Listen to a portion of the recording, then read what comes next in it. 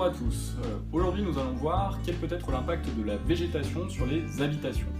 Il faut savoir que la végétation, d'après certaines études, serait à l'origine de nombreux sinistres de seconde génération.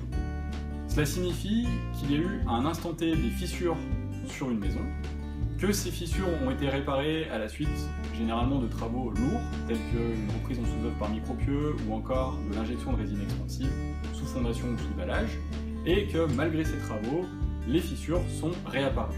La végétation est ainsi souvent une menace qui est mal prise en compte, que ce soit en phase de diagnostic des désordres que de réparation de ces derniers. Ce risque a pourtant été conceptualisé à la suite de la sécheresse de 1976 au travers de la notion de ZIG. La ZIG signifie zone d'influence géotechnique.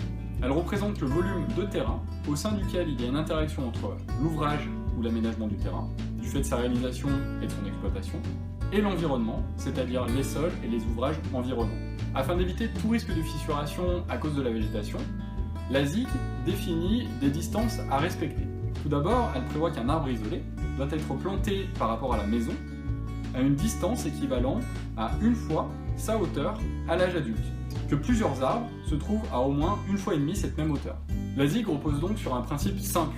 Plus la végétation est éloignée de la construction, et moins cette dernière a de risque de se fissurer. À des fins préventives, il est donc important d'éviter de planter des arbres dans la ZIG. À des fins curatives, il est donc important de supprimer toute végétation avec des mesures appropriées. Dans une prochaine vidéo d'ailleurs, je vous propose de découvrir quelles sont ces mesures, et nous verrons également quels sont les effets précisément de la végétation sur le bâtiment.